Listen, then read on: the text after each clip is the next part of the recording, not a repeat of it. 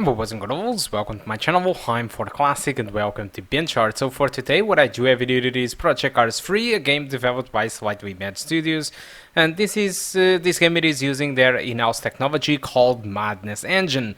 So Slightly Mad Studios are the developers behind Project Cars series and also Need for Speed Shift and the horrible Fast and Furious Crossroads. So I will get everything out of the way. This is the graphical settings which I will be trying to play the game, which is 720p with all the stuff absolutely on minimum settings possible, which means no shadows, no motion blur, no grass, no nothing. Alright, everything it is set to its minimum, and well, let's hope for the best. So let's first start with the requirements of the game. So they actually do specify that they do want an i5 3000 generation, 8 gigs of RAM, and a GTX 680. There are no mention in here for any AMD graphic card or Intel graphic card. They only specify a GTX 680 as a minimum. This is a very old card, but still a very powerful card from that time. So it might be actually pretty complicated to run these on an Intel HD graphic card. So I decided to try it with two different tracks. So the first one, it was a much more demanding track, since I decided to put all the cars on screen as possible, which is 31 cars on screen, starting on last place possible. Alright, and raining, which actually it is much more demanding than running on a dry track. And then I tried on Silverstone with 15 cars on screen and dry environment, which is a much more normal approach on the career of the game.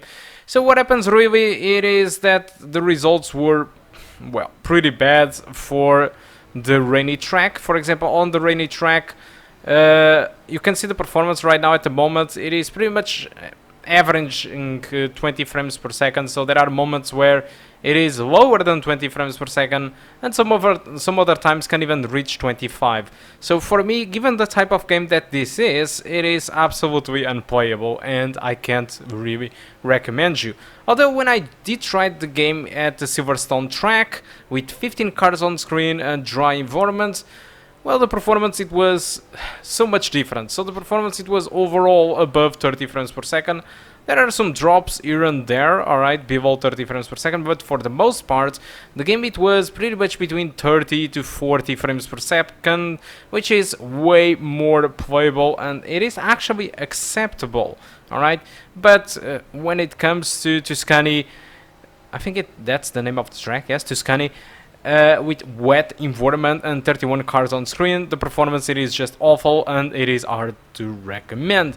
So what I really want to say is that it is hard to consider this game unplayable or not, because I'm not really sure if in the career mode you are going to find too much tracks while it's raining and with 31 cars on screen. Because if you will find tracks with that behavior, with a lot of cars and wet environments and reflections on the floor, if you are going to find tracks like this on the career mode, then this game, it is unplayable, alright? Because your performance won't be sufficient to deliver a good performance to you, unless you go with weird resolutions like 800 per 600 or 640 per 580, the old classic 4:3 resolutions. Well, in that case, you might probably get a good performance, but at 720p, it is simply unplayable. So that's all that I want to say about the performance. So think wisely before thinking if this game deserves your money or not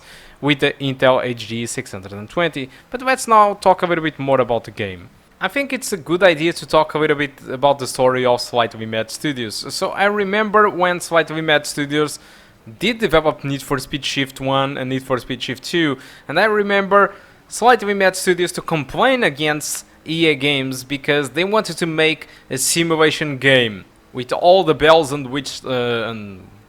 all the bells and checkboxes, alright, that a simulation game needed. And they created a crowdfunding, they exited EA Games, and they created the marvelous Project Cars and Project Cars 2, which both of these games I haven't on my Steam account, and they are great simulation games. They have its own defects, of course, but they are amazing. They are more simulation than Gran Turismo. They are more simulators than Forza Motorsport, but still they are not as much simulation as Assetto Corsa, which enables you to be able to play the game with a gamepad, despite might be a little bit tough for many people, but it was a hardcore simulation game.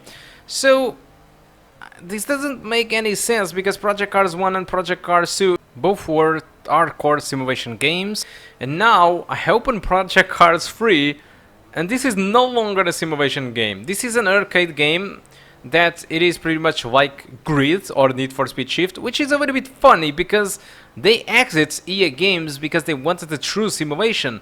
And now this game looks again like Need for Speed Shift. But what really pisses me off about this game, it is not the game itself. I do enjoy the game, alright? It is a good arcade game. If you are into arcade gaming, this game, it is very good, alright? It is at the same level of Grid or Need for Speed Shift. I really enjoyed the game a lot.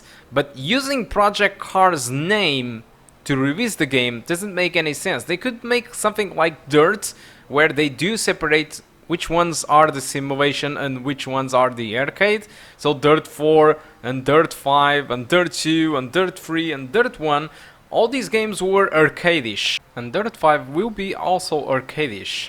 Alright? While Dirt Rally, it was always revealed as a simulation game. So they could do this. They could say something like Project Cars Unleashed or Project Cars Turbo, anything that would resemble an arcade game, and they could create two different games than giving this Project Cars name as Project Cars 3, because people that will buy Project Cars 3 without seeing this video or seeing any other video or just checking a little bit over the internet expecting an hardcore simulation game, they will find a Need for Speed Shift in here or a Grid, which doesn't make any sense. People will feel robbed and tricked and cheated. So for me, I really do like the game. I think the game, it is a pretty good arcade game. You unlock your own cars, you buy cars, you have a very nice career mode, you can modify your own cars. So it is a pretty good arcade game, but giving the name of Project Cars 3, again, this doesn't make any sense at all. And that it is really killing my head in here, because I'm pretty sure a lot of people will feel shitted when they buy this game expecting a simulation game. But at least not all the bad news are bad news, because for all the people that complained about Project Cars handling that it was too complicated, so go ahead now. The game, it is now much more easier to play. I was playing this with a gamepad with a professional experience presets, which is not the most difficult presets to play, but still it was very easy to play like this. So again, this is a full arcade game now, and that really blows my mind. Despite the game, it is awesome, it is an awesome arcade game, but again, this is not a simulation game anymore. Alright, that's what you should know. So let's talk a little bit about the price. So at the moment, this game costs on Steam $59.99 for the regular version. There is even a deluxe version that costs $89.99 if you want to buy it. But honestly, I think you should buy through Greenman Gaming, which is offering a 15% discount, which means that instead of paying $59.99 for the game, you can pay $15.99. So it's a €9 discount. I think it is worth it in case you want to get the game. Alright, the deluxe edition, for example, it is also much more cheaper. So instead of $89.99, it costs $76.49. So in my opinion, it is worth it for buying through Greenman Gaming. Greenman Gaming, it is a fully certified online store. This is not a gray market store like Penguin or G2A. Keep that in mind. This is a full certified store where you buy the game and you activate the key that they will send you through email on Steam. So it is exactly the same thing as buying on Steam, but it is way more cheaper, as you can see. So take advantage of this sale because it is a nice discount, and you can save money just buying through Greenman Gaming, which I always do recommend when there is a nice discount. Alright, so guys, I think that's all that I want to talk about Project Cars 3. Hope you keep enjoying the rest of the video, and I do hope to see you soon. Goodbye.